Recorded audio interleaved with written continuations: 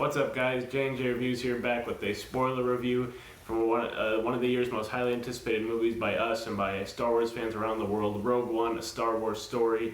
The prequel movie to the first original Star Wars film, A New Hope, explaining how the Rebel Alliance was able to obtain the plans to the Death Star. And before we get into all the spoilers and such, what were you expecting going in? Because a lot of people, there's a problem with reshoots, there's a problem with all that, and just people in general thought, since we know basically the outcome, that it wouldn't be very good. So what were your just expectations for Rogue One?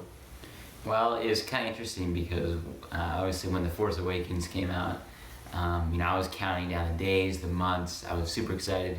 But for Rogue One, not that I wasn't excited, but it was a lot less considering we had a Star Wars movie just a year ago. And so I was more, this movie, I tried to kind of avoid trailers, try to avoid any news. I just wanted to go in this one fresh and to see what the first Star Wars spin-off movie was.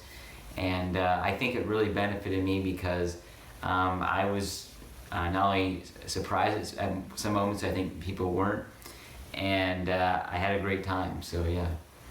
I'd say definitely for Force Awakens, I was like, every new image revealed, what does this mean? I was watching every trailer 20 times. I was super pumped because we hadn't had a Star Wars movie in years.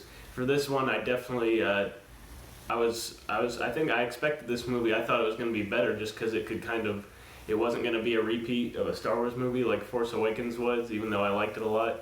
It was basically Star Wars A New Hope again. But this one, I definitely stayed away from all the images leaked online, and I didn't watch the trailers a lot. I just kind of watched them, set my expectations, and I gotta say I really was surprised by how much I liked Rogue One and how good it was, considering that we did know the ending. We didn't know what was going to happen to everybody, but we knew how it was going to end, and I still was enriched in the story, and everything really paid off for me. I thought it was great. Yeah, this movie really reminded me of, when I was a kid, because as a kid, obviously, I remember watching A New Hope for the first time, and then I remember when Revenge of the Sith came out. So seeing the movie that goes right in between those, seeing what actually happened between those two, and of course, we see a movie that literally lines up exactly with A New Hope, and I thought they did it really, really well, and I was really impressed. I was kind of nervous, but I gotta admit, I think they hit it out of the park. I think it was a lot of fun. And the first spoiler thing I just want to get on is the main thing that I think there's one thing in this movie that improves A New Hope, and that was the explanation of why there's a big hole in the Death Star. You can just go in, shoot, and it blows up the entire thing. That was a big problem that a lot of people, even as much as that's my favorite Star Wars movie, New Hope, but I was like, why is it so easy? You'd think they'd notice that big hole that can blow them up, but they explain that Galen Erso, who's the father of Jyn Erso, our pretty much main character in the movie, he was forced against his will to kind of build this thing, and so he put that in on purpose to make sure that there was a way to destroy it so easily. I thought that was just a genius thing to do because it helped us relate to the characters and gave us more motivation, and it just explained a pretty big hole in the first Star Wars movie. Yeah, you're 100% correct. I absolutely love how they tied that back in. They did a great job of really tying together with A New Hope. But yeah, I love that story. I love the exchanges, especially early on with Galen Erso and of course Orson Krennic. Those two characters, seeing that really they had this relationship that was really interesting. You could tell they'd been friends or at least co-workers for years. You just felt it. Yeah, and it was really nice to see, and I love that aspect, and I loved how in this movie one of my favorite parts was that we really got to see kind of the Imperial side that we never got to see before, especially Orson Krennic. I'll go back to another scene that I really enjoyed, him with Darth Vader, and you really get to see the emotional side of an Imperial. We've never seen that before. You can see that the behind-the-scenes drama. Yeah, he really wants to lead the Death Star, and unfortunately he can't. And Vader doesn't give a crap. And it's really cool to see that, and I absolutely loved all that. A lot of things were given a lot of life in this movie that we've never really seen in Star Wars before. Yeah, and one of the main things I loved about this movie was we saw the Rebel Alliance in a light that we've never seen before. We're used to them being the squeaky clean, do good, like safe good guys, but this was war, and they were in war. And the one of the first scenes we see Cassian Andor, who's played by Diego Luna, his character, like he gets information from a guy and he shoots him because he's compromising his position. It's like these are things that the rebellion didn't want to do, and they were bad things, but they had to do them for the greater good, and that's something we haven't seen before from the rebels.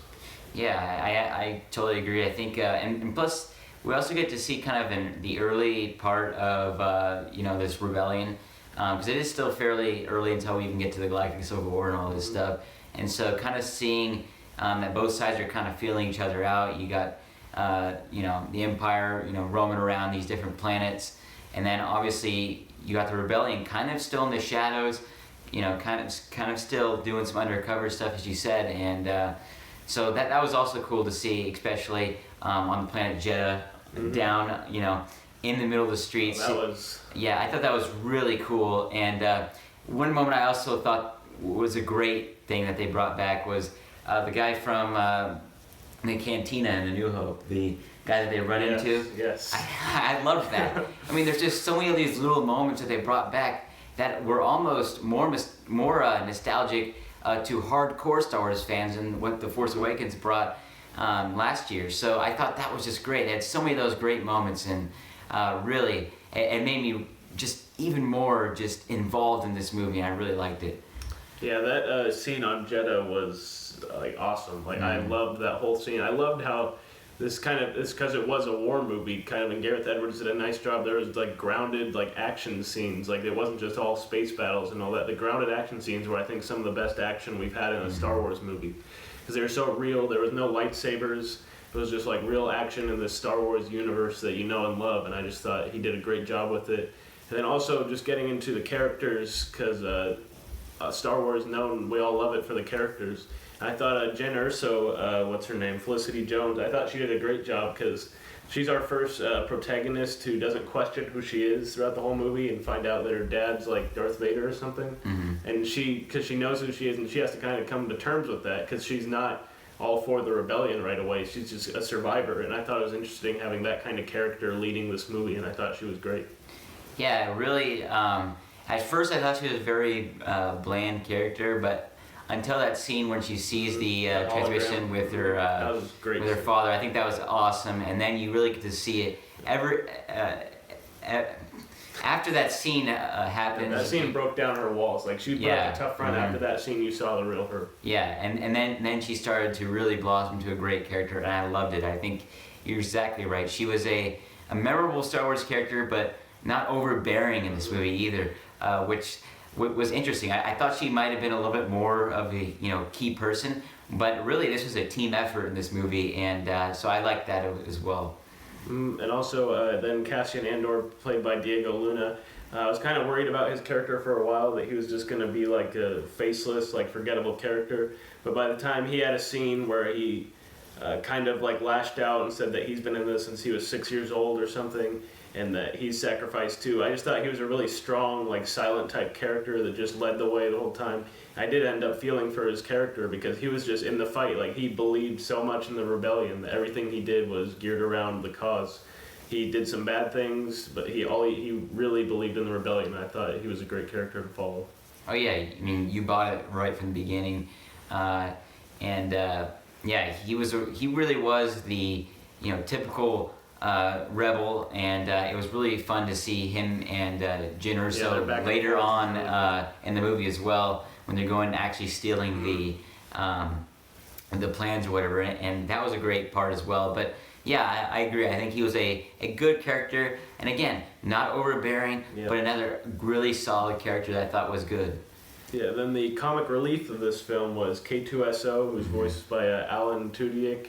And I thought he was a really nice addition to this movie, because there's not a lot of comedy in this movie. It is there, but it's really a war film. But I thought he was an appropriate amount of comedy. And I think he's a less annoying C-3PO, because by now in The Force Awakens, C-3PO is just annoying.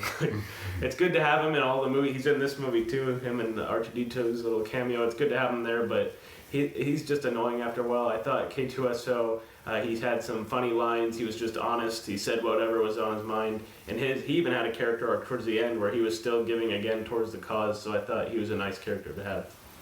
I was just happy that droid finally started shooting up people. Yes, Ever they since were those just walking ever through. since those prequels, I wait for more droids to shoot some people. But yeah, I love that part, and I think you're exactly right. You know, droids you would think don't really show emotions, but definitely he felt like, or I felt like he had a really interesting emotional arc right at that moment where he's trying to help them get the plans and shooting all those troopers. But I thought that was really interesting. Yeah, then Orson Krennic, like you said, played by Ben Mendelsohn. Ben Mendelsohn, great actor. He's really one of the most underrated working today. He does a lot of good stuff. I thought he was suitably over the top in this movie. He was just the big bad guy that wanted credit for the Death Star, and he wasn't getting it. And I thought he did a nice job just being the contradiction to them, and I thought he was, again, over the top. He had his big lines, fire, all that. I thought it was just nice to see his struggle to obtain power from his side while looking so dominant to the rebels. I thought was really interesting. Yeah, he's one of my favorite characters in this movie for that reason. I just thought that I was just waiting for some, commanding Imperial finally. We look at these guys and they all look just complete idiots, right? And we finally got to see the one that, went out with his Death Troopers, and I thought the Death Troopers were amazing. And obviously Orson Krennic was just a great character. And I was really happy to see a strong Imperial like that, and you're exactly right. It was interesting to see the emotions that he spread.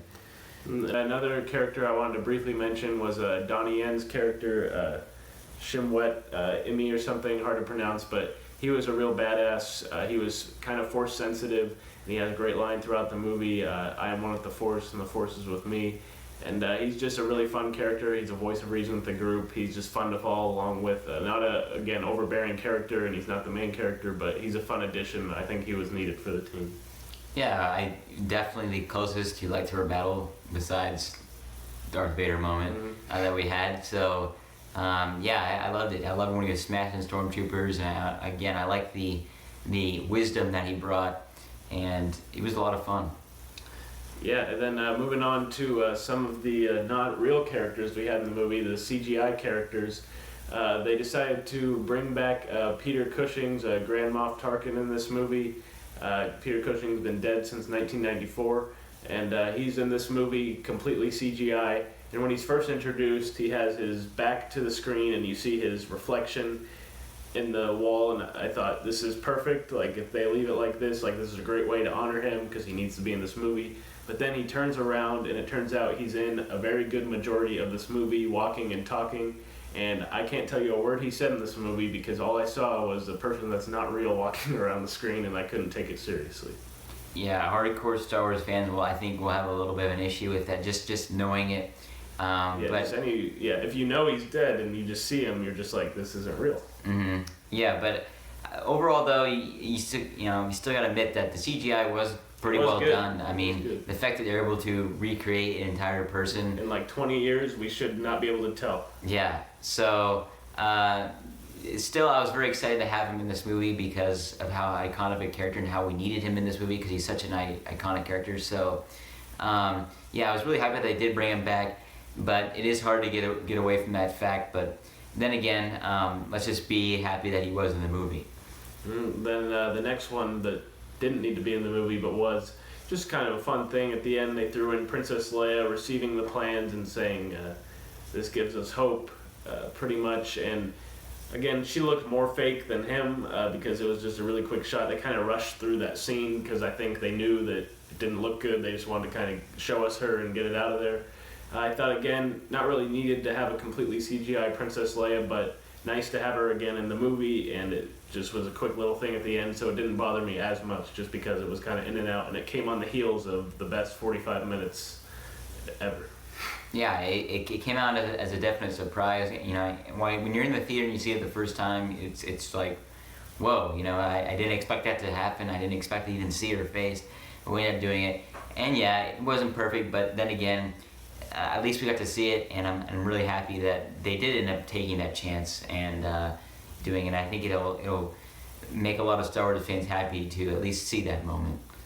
And what that moment come on the heels of was Darth Vader's big scene. And Darth Vader in this movie, he's not in on a lot. He's in the scene you talked about with Ben Mendelsohn's character, Orson Krennic. they had their back and forth. When he's just introduced, and he does the force choke, and he says, what was the line? Don't choke on your aspirations. Yes, great. Yeah. That was just a Darth Vader line, because the rest of the movie he's talking like politics and stuff, but that line was like a Darth Vader line. And then his scene right before the Princess Leia shot, where the plans, the rebels have the plans, they're trying to escape with them. He gets on board the ship and he's just wrecking rebels left and right. He's throwing them in the air, he's lightsaber slashing them, all these things. And it was the Darth Vader scene that I've wanted to see since I was a kid, like all my life. Like, you hear about Darth Vader, the most feared man in the galaxy, and you can see why, but you never have had like visual proof of it in a movie, and this scene solidifies it. Definitely, you know, when you see the rebels banging on the window. Yeah, it's so good. And guy just begging for them. It was awesome. You know, you could see the fear, and the rebels had no shot, and they were just getting thrown. They were just trying to get those plans out of there. They knew they were all dying. Mm-hmm. And you know, you could see that, you know, that's what the rebels are trying to do. You know, they're willing to die to get these plans, because they don't want any more planets to have any you know, to be destroyed. And so, yeah, you're absolutely right. You know, the Vader scene was just absolutely well done. It almost felt surreal just sitting there in the theater. And I'm so glad that they ended up doing that. And 2 perfect scenes for Vader in this movie. I was happy that they included those, because it really brought a side of Vader that we'd never seen before on the big screen, and probably the best that they've had yet.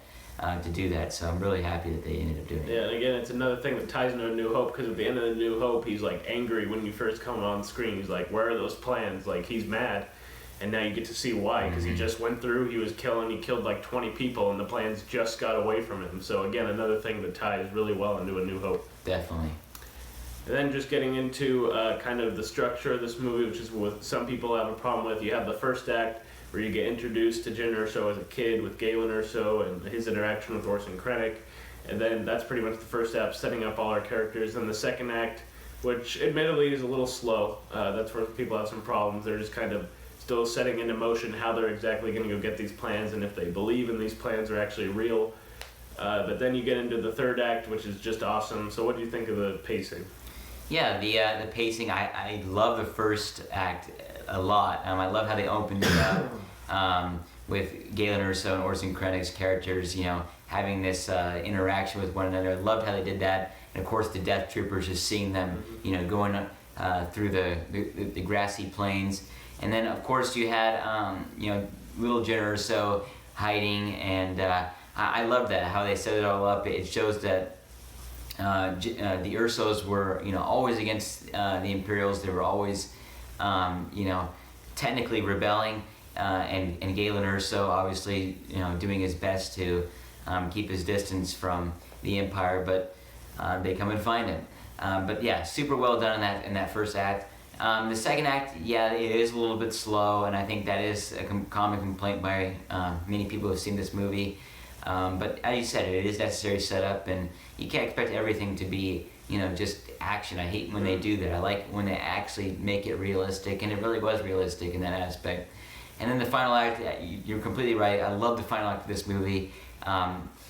You know, from the space battle up ahead, and you see that one ship just take that huge Star Destroyer and push into the other one and break the shield, and you know, all the way to the planet's surface. Then you got the, you know, the beach battles with the actual beach troopers, which was really cool, and you know, Donnie Yen's character. I mean, everything was going on, and then obviously you had Jyn Erso and Diego Luna's character inside of the big tower trying to get the plans. So you kind of had the two moments being simultaneously split off between another, like they do commonly in Star Wars, which is great. And then it all ends with you know, all these characters dying. Yes, they all die, and I love how they ended up killing off each of these characters. They didn't do it on purpose. Well, okay, they did do it on purpose, but they didn't do it. They didn't do it so obvious, like they were just trying to get rid of these characters just because they had to. No, it was all really good send-offs for each of the characters, and I really liked how they did that. Really gutsy, but I think really well done and necessary for this movie. Yeah, the third act is just incredible. Like I said, the action in this movie, best we've had in a Star Wars movie in this last 45 minutes, is just perfect for me. Like you said, all the simultaneous stuff going on. I was invested in every single action scene. And I just loved just the little also character moments you got, like right before they died in this movie. Again, cared for the characters and seeing all of them die for the cause. Again, all this was for the greater cause of the rebellion.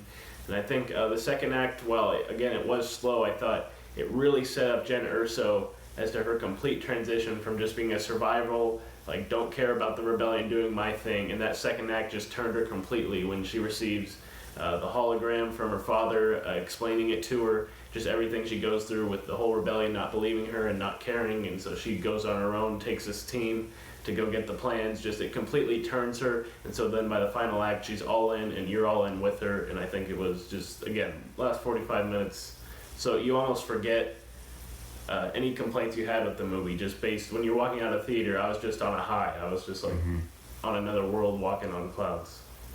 You know, she went rogue, and so did the other people. And, I love that scene when how it's called Rogue One. The guy, she's like, say something, and he's like, Rogue One. This is a great scene also. And one more moment I also want to touch on, actually two more quick moments, but the moment where they brought in the rebel pilots from A New Hope, the unused footage. I thought that was really well done and good to see. And then you see how one of the starfighters that gets shot down turns out to be Red 5, which eventually becomes Luke Skywalker. So you had all these moments that were really well integrated for A New Hope. It's things that just set up, just even small little things that even normal people that aren't hardcore Star Wars fans that go into this movie won't even realize. But for the hardcore fan, that's the stuff that really makes me happy to see. I mean, there were a lot of great scenes like that were really impressive, that, just did an excellent job of really setting up for A New Hope and filling in the gaps that we never really thought of before. And then the other scene also, just, again, going along with the deaths of the characters, Orson Krennic's character, he kind of confronts Jen Erso and they get away from him. But then Peter Cushing, back on the Death Star, everything's gone wrong. They figure out that they're getting the plans out, and so their last-ditch effort is just to destroy the entire planet with the Death Star. And when you see Orson Krennic, Ben Mendelsohn, he's on the ground and he looks up and he sees his own weapon, his creation that he's been fighting for. He wants respect for it, he wants control over it, and he sees it turn and aim at him. And just the quick look on his face, I thought it was just so awesome. Such a great, you're like, oh my gosh. And just everyone's reaction, because then you have Jen and Cassian, they've got the plans out, they know they're out, they're just sitting on the beach looking at the destruction and their end coming towards them. I just thought just perfectly, everything about this last 45 minutes was perfect, and that was just another example of it. I think that's a super underrated scene that a lot of people are talking about. Not talking about that scene. No, that was so and I totally agree. You actually felt an emotional attachment to an Imperial for once. And he was not a guy you liked throughout this movie. He was a jerk the whole movie. Yeah, and it was unbelievable. And I really liked that scene. All the scenes of the deaths of the characters were just fantastic. I mean, it was super, super awesome how they did all those. And, you got to tip the hats to Disney on this one for what they were able to accomplish. And also Gareth Edwards deserves some credit, because we were not the biggest fans of Godzilla, and I think he really proved that he's an action guy. When you give him a movie like this, he can handle the big stage. Again, there was behind the scenes stuff with him, problems, but I'd say the majority of the action in this movie he shot, and I thought he did a really good job with it, so hats off to him. Yeah, I'll go ahead and rate this movie now. Absolutely love this movie. Besides that, those small pacing issues, the CGI, maybe some emotional attachment to characters that we didn't get based on them not getting maybe enough scenes or something of that nature, and just little nitpicky things that I think also were present in Godzilla. really, really nice film. And I loved all the nods to previous films. Another thing we didn't mention, Bail Organa in this movie. Love to see him. And yeah, he was in. I didn't know he was Yeah. in the movie when he popped up. I was like, I hey. absolutely love to see that. His reference to Obi-Wan Kenobi. Yeah. I mean, those A lot moments. better than the other reference to Obi-Wan Kenobi. Yeah. That was really Yeah. distracting, but Yeah. it didn't matter. You know, those moments though just made me smile and happy to be a Star Wars fan, and it makes me love the movie more and more, and I want to go see it again. But I'm gonna give the movie a 9 out of 10. Yeah, not a lot to not like about this movie. The only thing I would say is if you're not a hardcore Star Wars fan, I think you may feel a little bit bored at I times. think you'll feel the length more than we do. Yeah, but I mean, if you are a hardcore fan, pay attention to those Easter eggs. They're so fun, and it'll make you just smile.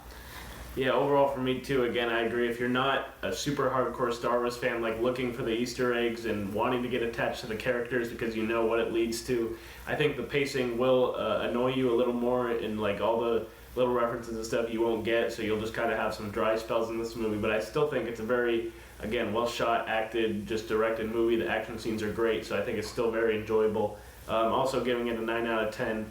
I really can't wait to see this movie again because this movie, it had that quality to it that there's just something different out of Star Wars. While it was a story that we knew where it was going, it just had a different feeling to it, and I loved that, and I can't wait again to see this movie over and over again just for these moments that we were talking about, just to be able to experience them again. A really great time with this movie, very happy with how it turned out. Certainly, it was a blast. Alright, so thank you guys for watching this review. Let us know down below what you thought of Rogue One. Did it live up to your expectations, and what are you excited for going forward in the Star Wars universe? Thank you guys for watching J&J Reviews. Sign out.